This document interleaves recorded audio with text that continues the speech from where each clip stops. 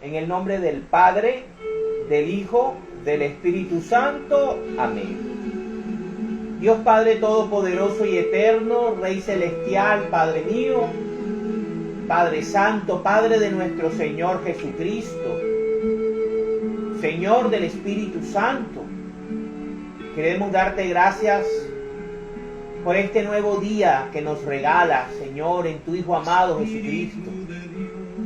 Te queremos pedir la presencia del Espíritu Santo para que sea Él el que nos ilumine, nos bendiga, nos guíe, para que sea Él el que oriente nuestras palabras y la enseñanza que queremos transmitir hoy, Señor. Llénanos de sabiduría, de entendimiento, llénanos de tu Espíritu para que Él nos traiga la sabiduría celestial, la sabiduría de nuestro Señor Jesucristo. Te pedimos perdón por todos nuestros pecados, pecados de pensamiento, pecados de palabra, pecados de acción, Señor. Porque aunque nosotros nos esforcemos, Todopoderoso, en tratar de cumplir tus mandamientos, en algún momento, Señor, tenemos debilidad, Todopoderoso. Por eso te pedimos la gracia de tu amado Hijo Jesucristo para que nos fortalezca y nos bendiga. Te pedimos, Señor, por todos los ministros, por el Papa Francisco, por todos los obispos del mundo, sacerdotes, religiosos y religiosas, Señor, porque los bendigas, Todopoderoso, porque los ilumines, porque les des la fuerza necesaria para cumplir su ministerio sacerdotal y ministerial, Señor. Pero también derrama tu Espíritu sobre nosotros los laicos, Señor. Te pedimos perdón por todas las ofensas del mundo, Señor, por todas las guerras, por los abusos, por las violaciones, por los asesinatos de los niños, Señor. Te pedimos perdón porque hacemos cosas malas, Todopoderoso, siempre, Padre Santo. Perdónanos, Señor, porque no sabemos lo que hacemos. Porque no sabemos, Señor, realmente lo que perdemos alejándonos de ti, Padre Santo. Bendice a nuestros gobernantes, desde el presidente hasta los concejales, Señor. Madre Santa, te pedimos por Colombia, intercede por este país, por todas las situaciones y circunstancias difíciles, por la guerra y el mundo, Madre nuestra. Ruega mucho ante tu Hijo amado para que envíe siempre su bendición y a sus ángeles para protegernos. San Miguel Arcángel, San Gabriel y San Rafael, protéjanos y cúbranos con sus alas. Amén. En el nombre del Padre, del Hijo, del Espíritu Santo. Amén. Capítulo número 14 del libro de Josué. Josué reparte la tierra de Canaán. Estos son los territorios de Canaán que los israelitas recibieron como posesión, tal y como se los dieron el sacerdote Eleazar, Josué y los jefes de clanes de las tribus israelitas. Los territorios se repartieron por sorteo entre las 9 tribus y media, como el Señor le había mandado a Moisés que lo hiciera. Ya antes, Moisés les había dado tierras al otro lado del Jordán a las tribus de Rubén y de Gad, y a la media tribu de Manasés. Pero a los levitas no les dio tierras. Los descendientes de José formaban 12 tribus, 2 tribus, la de Manasés y la de Efraín. Pero a los levitas no les tocó ninguna porción de tierra, sino solamente ciudades habitables, con campos para criar ganado y rebaño. Los israelitas hicieron el reparto de la tierra tal como el Señor se lo había ordenado a Moisés. El territorio de Caleb. Los descendientes de Judá fueron a Gilgal para hablar con Josué. Y Caleb, el kenesita, hijo de Jefuné, le dijo a Josué: acuérdate de lo que el Señor le dijo a su siervo Moisés en Cades Barnea, en cuanto a ti y a mí. Yo tenía 40 años cuando Moisés me envió desde Cades Barnea a explorar la región, y cuando volví le hablé con toda sinceridad. Los que fueron conmigo hicieron que la gente se asustara, pero yo me mantuve fiel a mi Dios y Señor. Entonces Moisés me juró: la tierra en que has puesto el pie será siempre tuya y de tus descendientes, porque te mantuviste fiel a mi Dios y Señor. Ya han pasado 45 años desde que el Señor le dijo esto a Moisés, que fue cuando los israelitas andaban todavía por el desierto, y conforme a su promesa me ha conservado con vida. Ahora ya tengo 85 años, pero todavía estoy tan fuerte como cuando Moisés me mandó a explorar la tierra, y puedo moverme y pelear igual que entonces. Por eso te pido que me des ahora la región montañosa que el Señor me prometió. Tú sabes desde entonces que los descendientes del gigante Anac viven allí, y que tienen ciudades grandes y bien fortificadas. Pero yo espero que el Señor me acompañe y me ayude a echarlos de allí, como Él lo ha dicho. Entonces Josué bendijo a Caleb y le dio Hebrón, para que fuera de él y de sus descendientes. Así fue como Hebrón llegó a ser de Caleb y de sus descendientes hasta el día de hoy, porque Caleb se mantuvo fiel al Señor, Dios de Israel.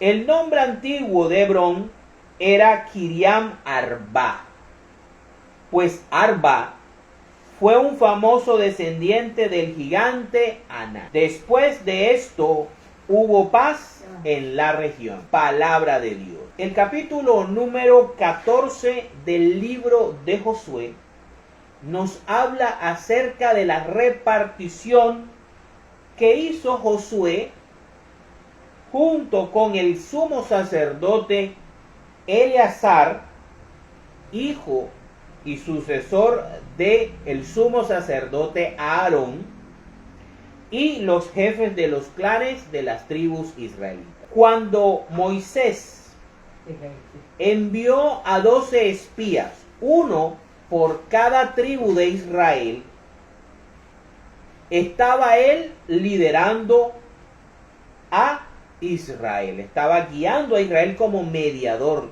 de la alianza del monte Sinaí. El sumo sacerdote era Aarón, y había una serie de líderes de tribus que habían salido de Egipto. Esos espías, uno por cada tribu, representando al pueblo de Dios, llegaron a esta región, a la región de los cananeos, y al ver el tamaño de los cananeos se sintieron opacados, dijeron ellos en su informe, 10 de ellos se rindieron y vieron lo humano, vieron lo terrenal, y desanimaron al pueblo que había salido de Egipto y que estaba en un conflicto espiritual por volver a la esclavitud.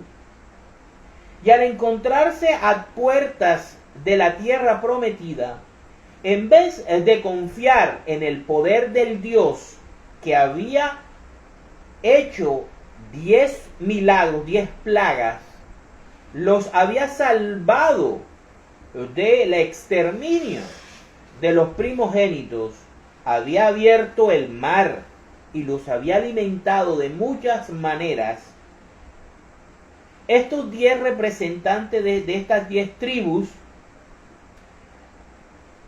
llenaron al pueblo de miedo sin mirar la grandeza de Dios. Fueron incrédulos.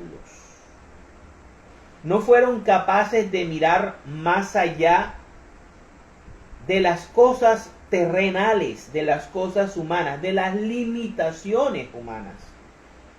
Y llenaron al pueblo en ese entonces y a esa generación de incredulidad.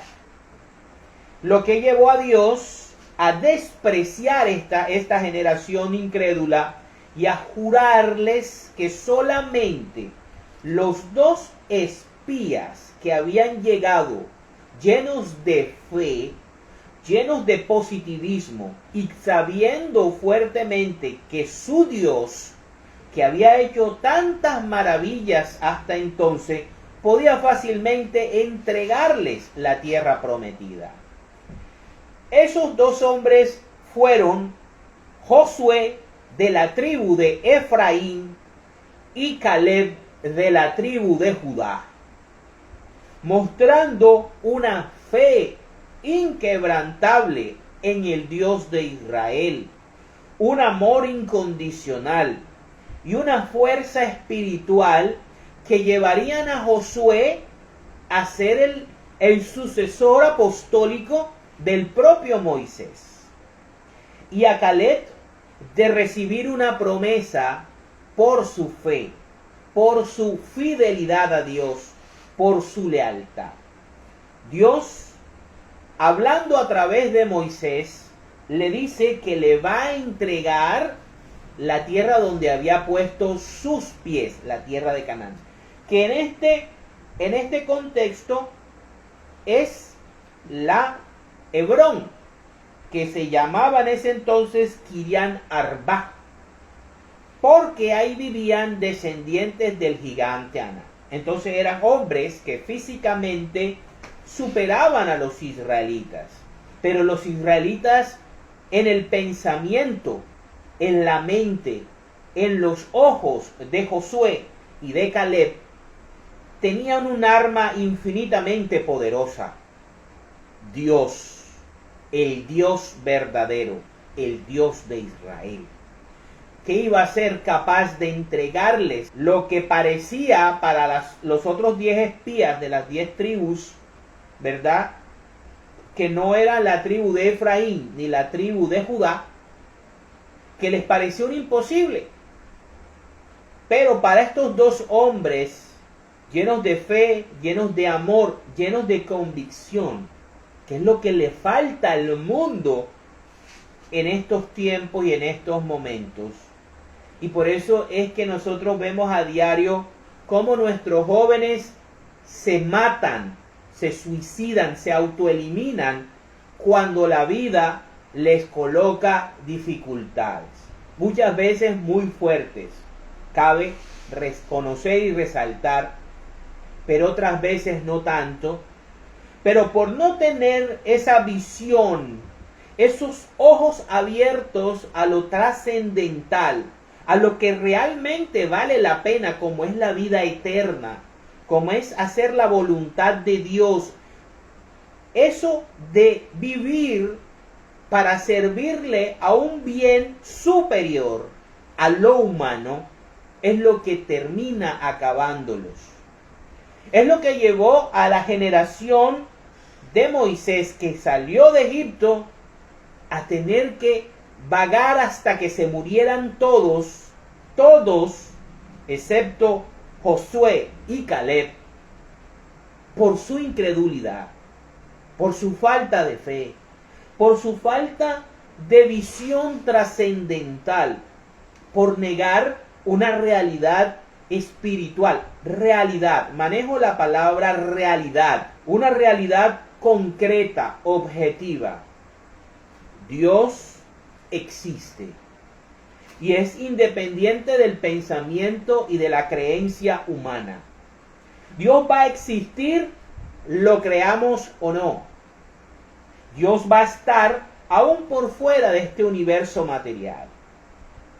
Pero se ha querido revelar por amor a su creación, por amor a sus criaturas, que por medio de nuestro Señor Jesucristo nos ha hecho a los que, como Josué y como Caleb, llegamos a ser sus hijos espirituales. El capítulo comienza con la manera o la forma. Primero, ¿quiénes están haciendo la repartición? Los líderes, los representantes que Dios ha puesto, la jerarquía, la estructura. Josué como el estadista, como el líder político, militar, como el mayordomo dejado por Moisés, así como Cristo dejó a Pedro y creó el cargo de Pedro, el papado. Así, en el Antiguo Testamento estaba el papado también impreso en la persona de Josué. Pero también está la representación sacerdotal, religiosa, en la persona de Eleazar. Y también estaban las estructuras políticas y administrativas, los jefes de cada tribu y de cada clan. Hacen la repartición a 9 tribus y media. En verdad las tribus de Israel eran 13. Como 13 realmente eran los discípulos de Cristo.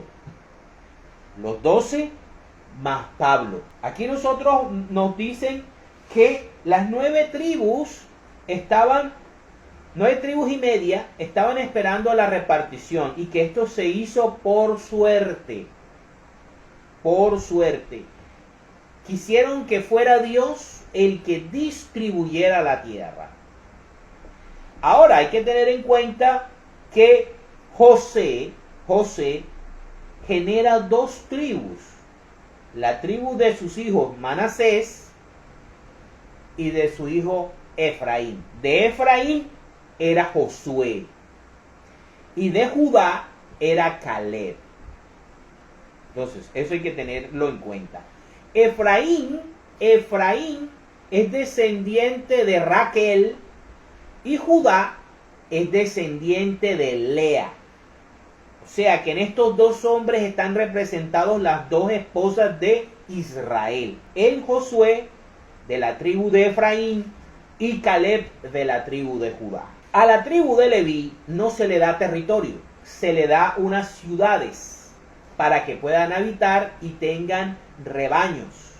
Pero no se le da territorio porque ellos están encargados exclusivamente del culto y del servicio a Dios. Y es Dios su heredad.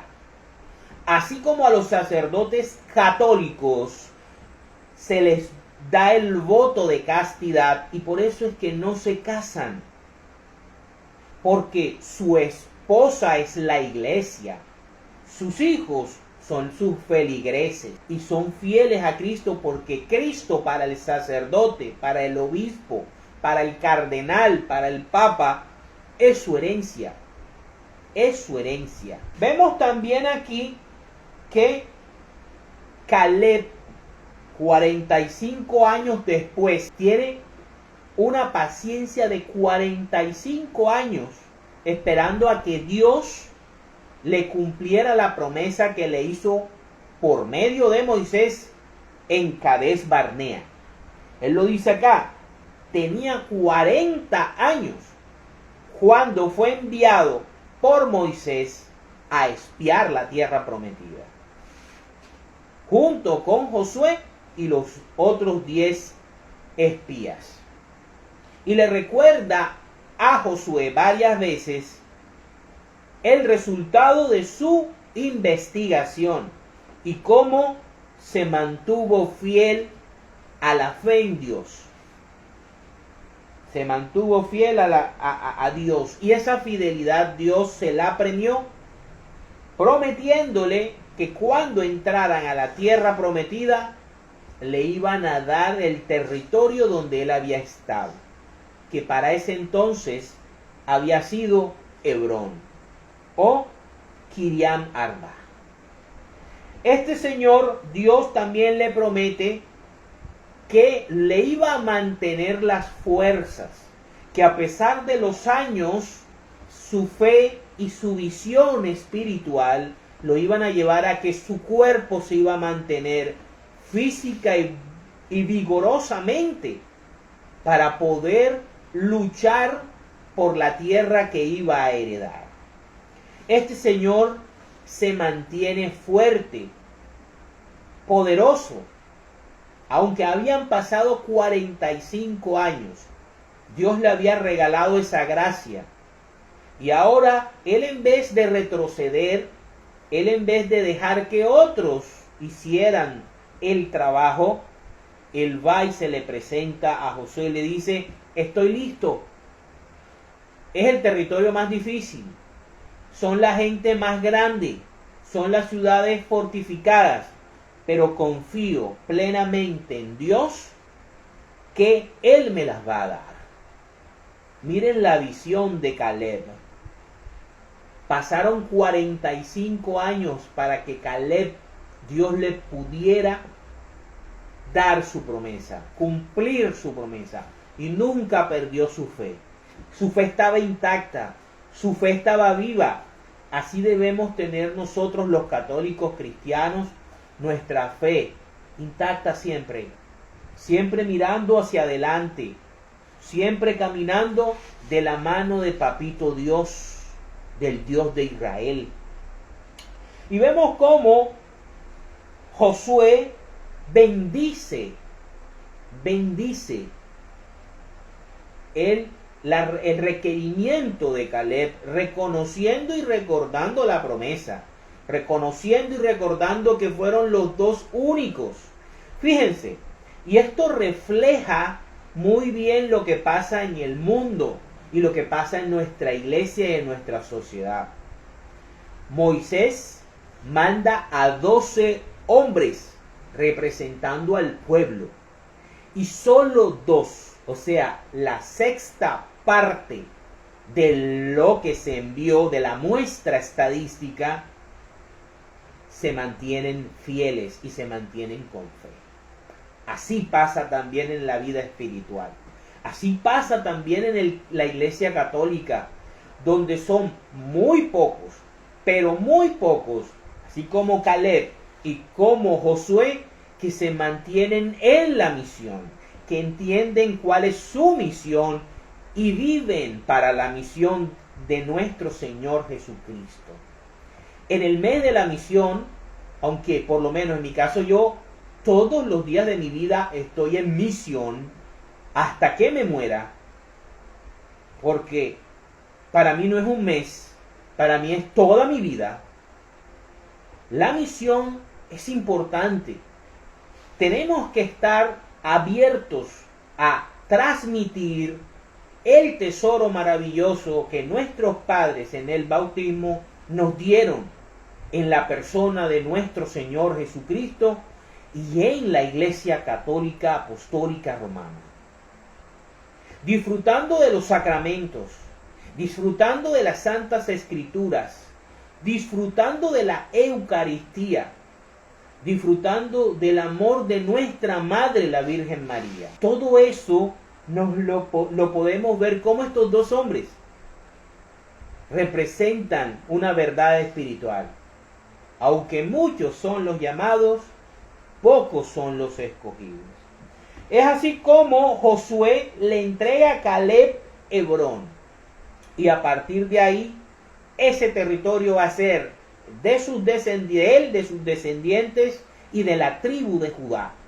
Y a partir de ahí, Caleb va a conquistar y vencer a esos enemigos que los otros 45 años antes le habían tenido miedo.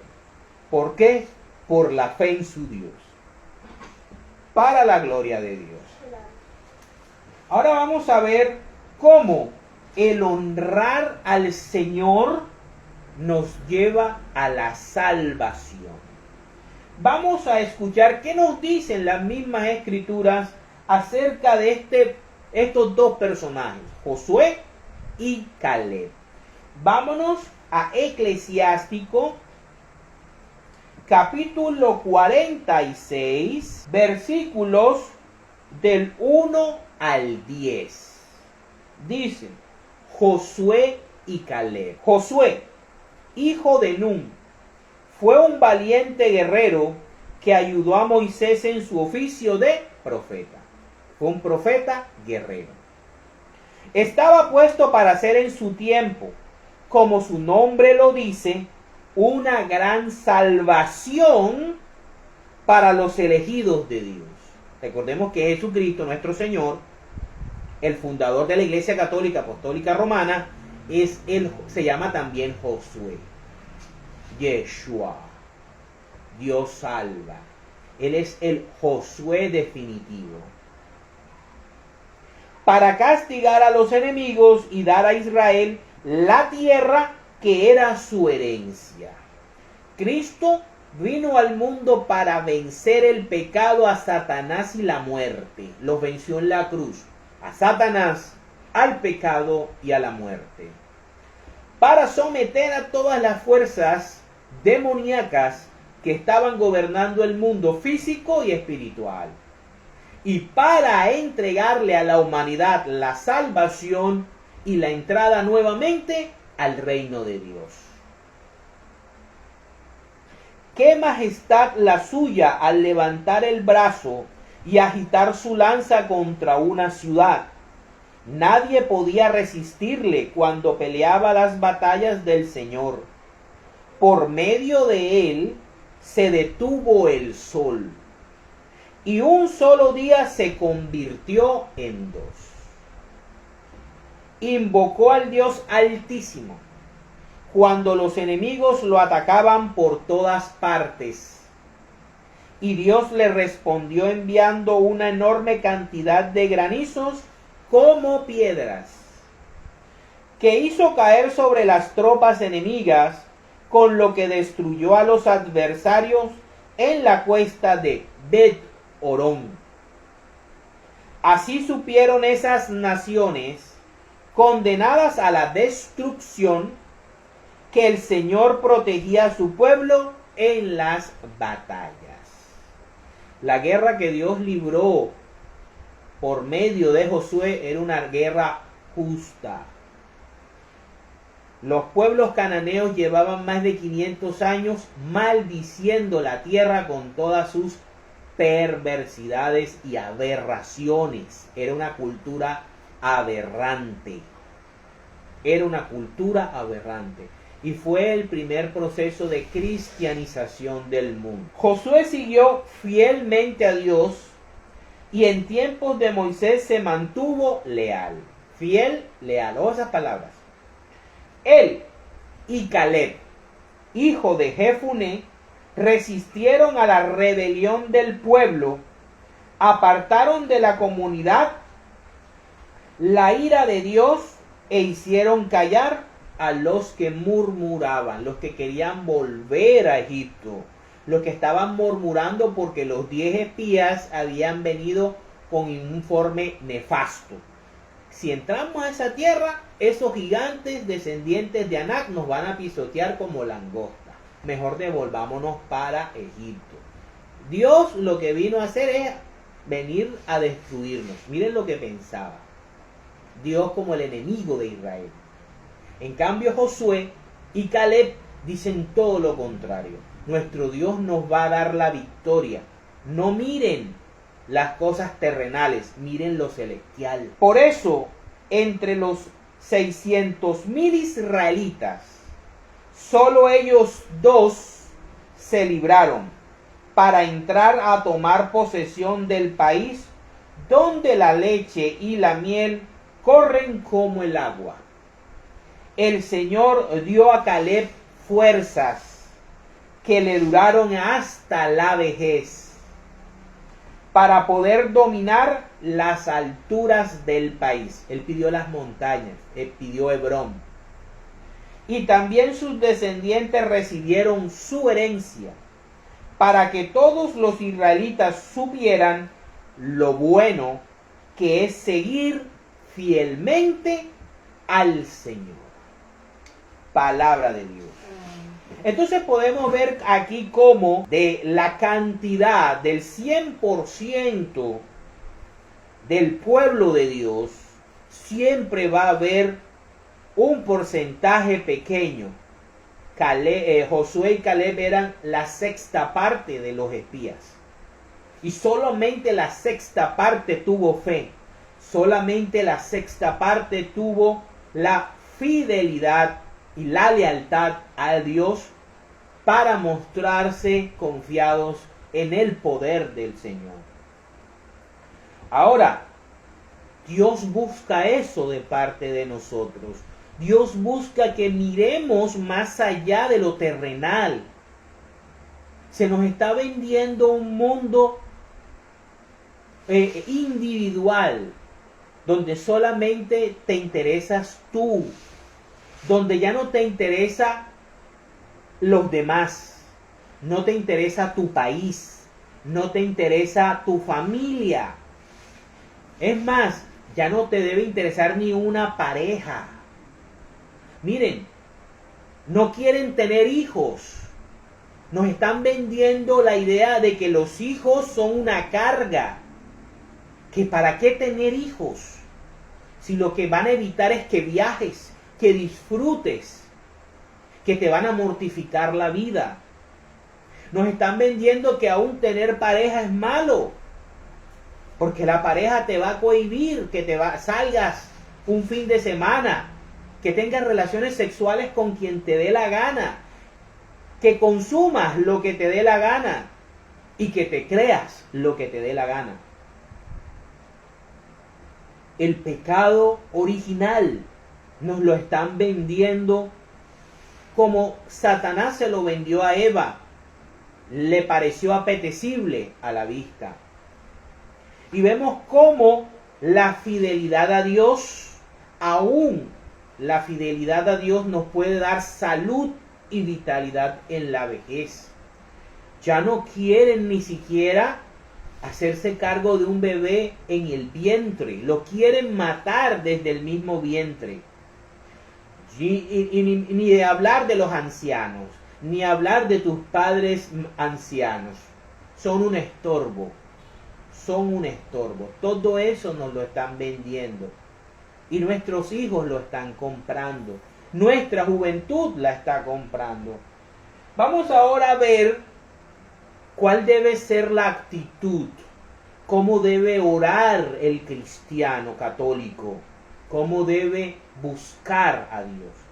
Vámonos a Segunda de Crónicas, capítulo 1, versículos del 1 al 13.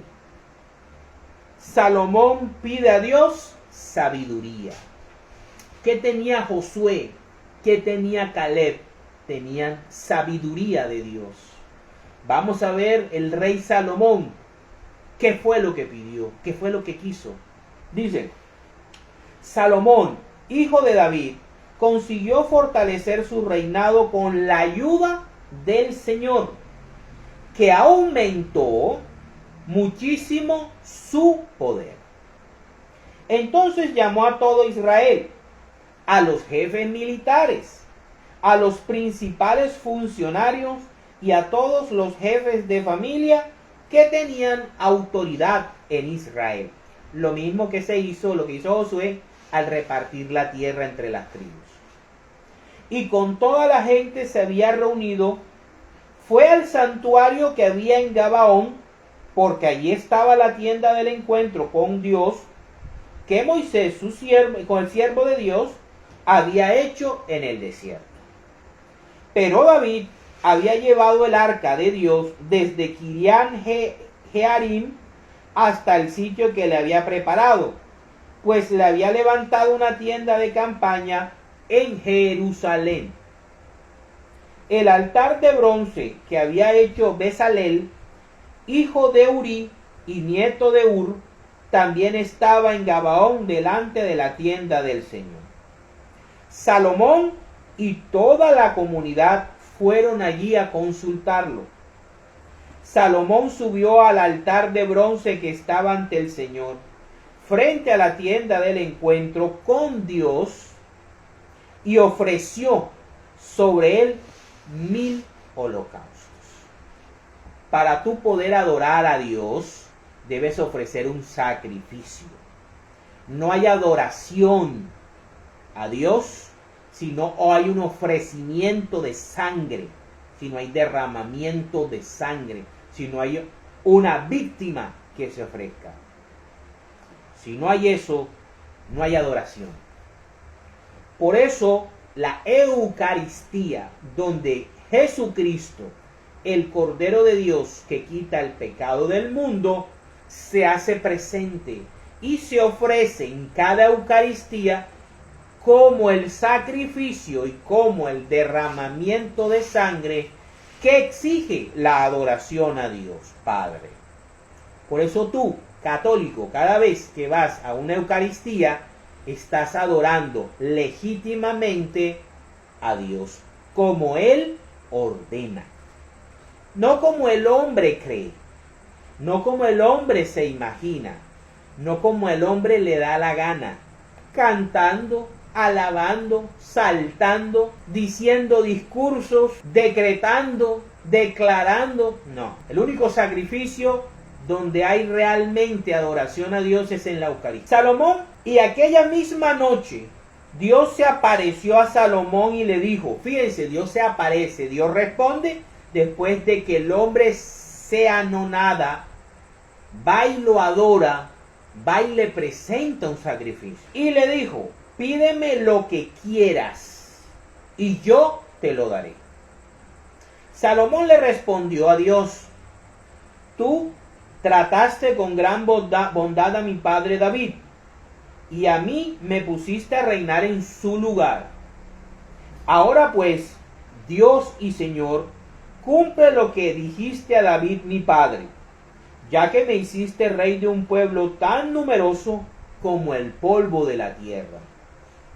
Por tanto, dame sabiduría y conocimiento para dirigir a este pueblo, porque ¿quién va a gobernar este pueblo tuyo tan grande? Miren lo que estaba pidiendo Salomón. No estaba pidiendo ser el hombre más poderoso, ni el hombre más fuerte, ni el hombre más rico, ni el hombre más bello, ni que todos sus enemigos murieran. Le pidió el Espíritu de Dios. Le pidió la sabiduría de nuestro Señor Jesucristo. Le pidió pensar como Dios. Eso es lo que nosotros debemos pedirle a Dios. Señor, danos sabiduría. Señor, danos conocimiento para poder llevar nuestra vida conforme a tu voluntad. Para poder vivir bien con lo que tú nos das. Bien con el cuerpo que nos forjaste. Bien con la vida que nos estás dando. Para ser felices cada día y cada noche porque estamos sirviéndote, Señor. Vamos a ver qué responde Dios. Dios respondió a Salomón, puesto que este ha sido tu deseo, y no has pedido riquezas, ni bienes, ni honores, cosas terrenales. Salomón pidió cosas celestiales, sabiduría y conocimiento de Dios. Y Dios le dice, ni la muerte de tus enemigos, ni tampoco una larga vida, sino sabiduría y conocimiento para poder gobernar a mi pueblo. Salomón le dijo, Señor, ayúdame a hacer tu voluntad. ¿Sí? Dice, del que te hice rey, te concedo sabiduría y conocimiento. Pero además te daré riquezas, bienes y honores, como no tuvieron los reyes que hubo antes de ti, ni los tendrán los que habrán después de ti. Después Salomón volvió a Jerusalén desde el santuario que había en Gabaón, y luego de haber visitado la tienda del encuentro con Dios, reinó en Israel. Palabra de Dios. Entonces aquí podemos ver cómo debemos nosotros acercarnos a Dios. ¿Cuál debe ser la actitud hacia Dios? ¿Qué es lo que realmente debemos pedirle a Dios? Como enseña nuestra Santa Madre Iglesia Católica Apostólica Romana, debemos pedir que Dios haga su voluntad en nuestra vida. Todo lo que Dios quiera para nosotros en su voluntad va a estar por encima de cualquier cosa que nosotros imaginemos. Se los digo. Porque sus proyectos, como dice Isaías 55, porque tus proyectos están por encima de los del hombre, así como el cielo está por encima de la tierra. Cuando nosotros nos dejamos llevar por Dios, cuando nosotros nos dejamos guiar por la sabiduría y el conocimiento de Dios, sucede lo que le sucedió a Josué y a Caleb, y también lo que le pasó en su juventud a Salomón. Después podremos ver y podremos juzgar el final y la vejez de Salomón como algo desastroso, gracias a que se entregó a la lujuria y al deseo carnal propios de este mundo. Pero si él hubiese seguido en la senda del Espíritu Santo, hubiese sido mucho más grande de lo que fue. Vamos ahora a ver cómo debemos profundizar. Vamos a profundizar cómo pidió Salomón esa sabiduría. Vamos a profundizar mucho más. Vámonos al libro de Sabiduría, capítulo 7, versículos del 7 al 14. Cómo debemos pedir y qué es para nosotros la sabiduría y el conocimiento de Dios. Dice: por eso supliqué a Dios y me concedió prudencia. Le pedí espíritu de sabiduría. O sea, pidamos al Espíritu Santo. Y me lo dio. Él no lo niega. Nos lo da principalmente en el bautismo. Por eso debemos bautizar a nuestros niños desde pequeñitos. La preferí a los cetros y los tronos. En comparación con ella, tuve nada la riqueza. Las riquezas celestiales son superiores a cualquier riqueza terrenal que podemos buscar en este tiempo. Ninguna piedra preciosa me pareció igual a ella, pues frente a ella todo el oro es como un puñado de arena, y la plata vale tanto como el barro. La amé más que a la salud y a la belleza. La preferí a la luz del día, porque su brillo no se apaga. Con ella me vinieron a la vez todos los bienes. Cuando nosotros preferimos los bienes celestiales sobre los terrenales, Dios nos comienza a dar los bienes terrenales. Miren las paradojas de la vida. Pues me trajo incalculables riquezas. Gocé de todos esos bienes porque la sabiduría los gobierna, aunque no sabía que es la madre de todos ellos. La alcancé sin malicia y la comparto sin envidia. La fe no es para hacerte rico.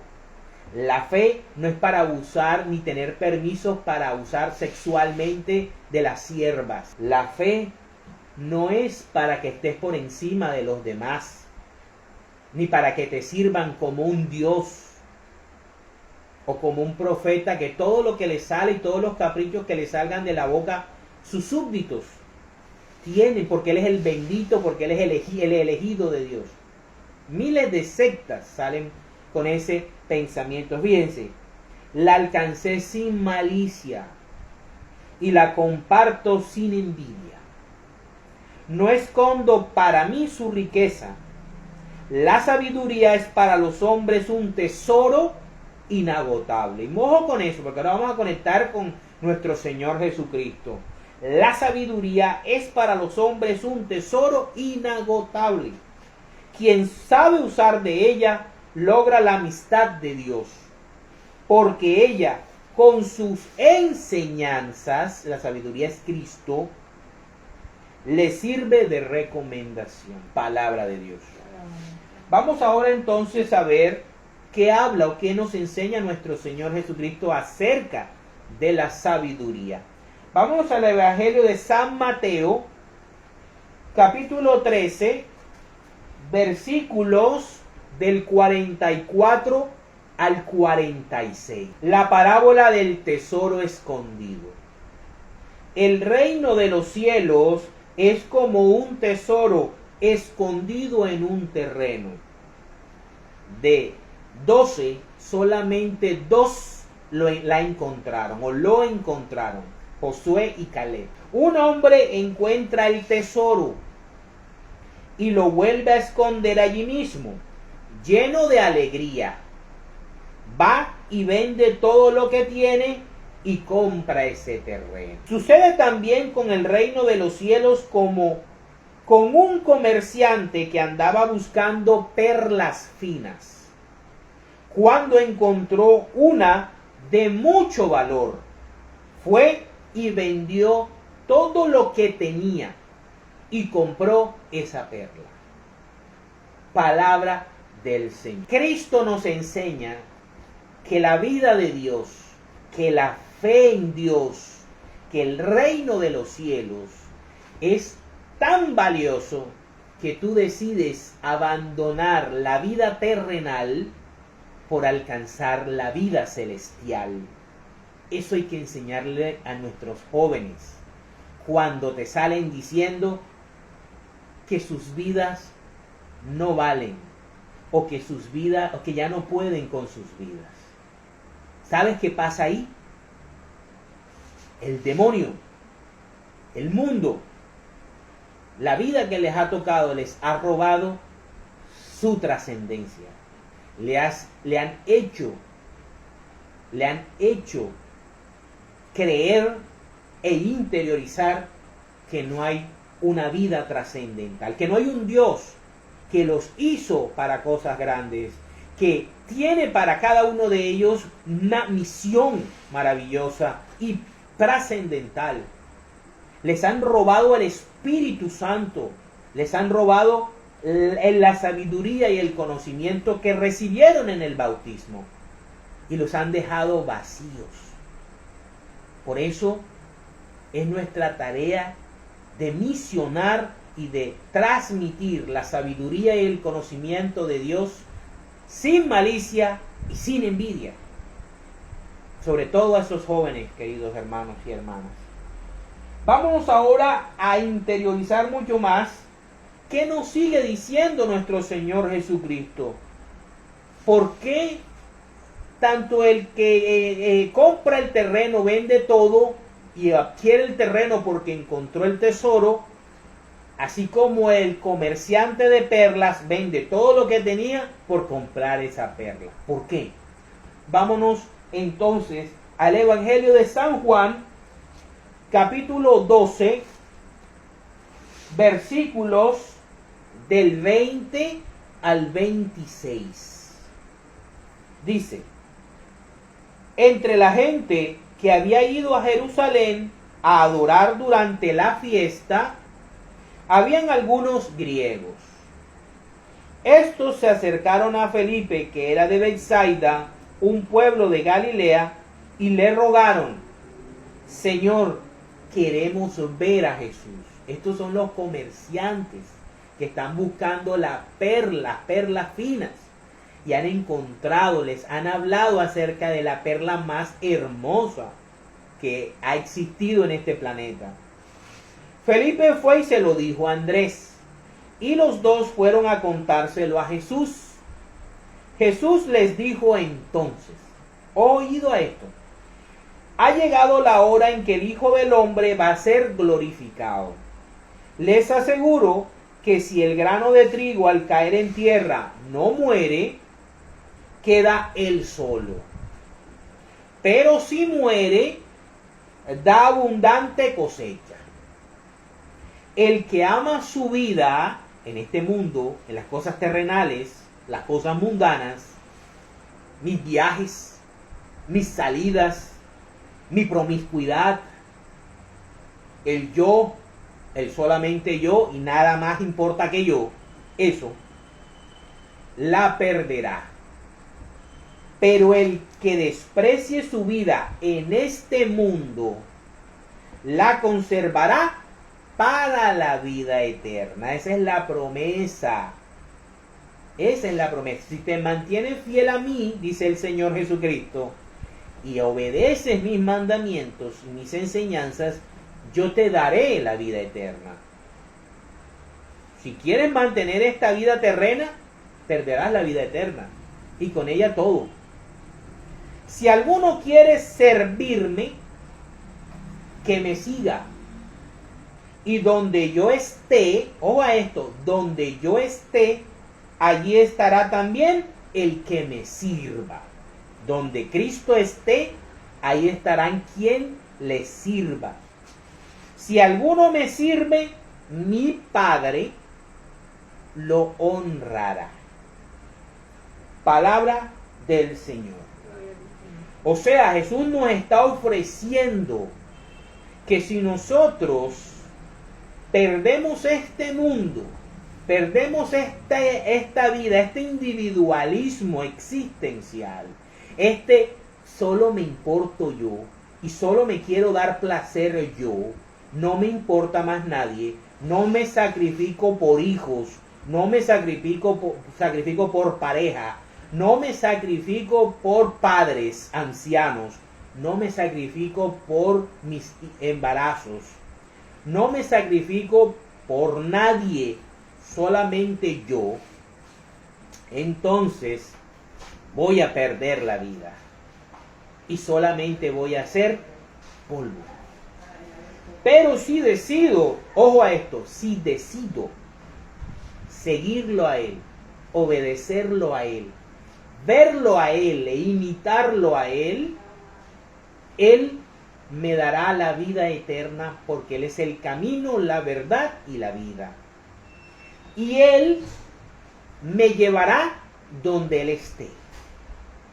Él me llevará donde Él esté ejerciendo su ministerio. Y sobre todo, Él, su Padre, que es Dios, me honrará. Ahora, para terminar, vamos a redondear la idea. ¿Dónde está Cristo? ¿Y cómo debemos seguir a Cristo? Vámonos a Hebreos, capítulo 12, versículos del 1 al 6. Por eso, nosotros, teniendo a nuestro alrededor tantas personas que han demostrado su fe, dos ejemplitos, Josué y Caleb, dejemos a un lado todo lo que nos estorba. El pecado nos estorba, la lujuria nos estorba. La lujuria nos estorba. El 80-90% de los pecados del mundo se produce por lujuria. No estoy hablando de que el sexo sea malo, la lujuria. Y el pecado que nos enreda y corramos con fortaleza la carrera que tenemos por delante. Por eso hay que decirle a estos jóvenes que dicen que su vida no tiene sentido: mijo, usted tiene una carrera por correr y ganar. Usted ha sido llamado a triunfar y ser vencedor o vencedora. Su vida tiene sentido. Usted no nació por accidente. Accidente han sido el abandono y el maltrato de sus padres, pero Dios se encargará de ellos. Usted debe triunfar, correr con fortaleza la carrera que tenemos por delante. ¿Hacia dónde? Hacia el cielo. Fijemos nuestra mirada en 'pues de Él procede nuestra fe'. Por eso somos cristianos. y Él es quien la perfecciona. Él es el que nos hace santos por medio de la comunión, por medio de la confesión. Jesús soportó la cruz. El grano de trigo, si no cae al piso y muere, no da fruto, no da cosecha. ¿Recuerdan? Sin hacer caso de lo vergonzoso de esa muerte, porque sabía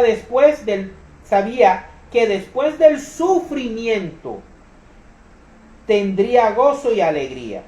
Y se sentó a la derecha del trono de Dios. ¿Dónde está Jesús? En el cielo. ¿Dónde está Jesús? A la derecha del Dios Padre. ¿Dónde nos va a llevar? Al cielo. ¿Dónde vamos a estar? ¿Dónde está Jesús? Ahí estaremos nosotros los que decidamos serle fiel. Decidamos serle fiel. Por lo tanto, mediten en el ejemplo de Jesús, que sufrió tanta contradicción de parte de los pecadores. Por eso, no se cansen ni se desanimen, pues ustedes aún no han tenido que llegar hasta la muerte en su lucha contra el pecado. Y han olvidado ya lo que Dios les aconseja como a hijos suyos. Dice en la Escritura: no desprecies, hijo mío, la corrección del Señor, ni te desanimes cuando te reprenda, porque el Señor corrige a quien Él ama y castiga a aquel a quien recibe como hijo. Palabra de Dios. El mundo que nos vende, odiemos a Dios. Dios es malo. Dios es opresor. La religión oprime. La religión fue creada para oprimir a las masas. Todo eso es discurso basura, discurso vacío, discurso que lo único que va a hacer es destruirnos como sociedad. Para la gloria de Dios. En el nombre del Padre, del Hijo, del Espíritu Santo.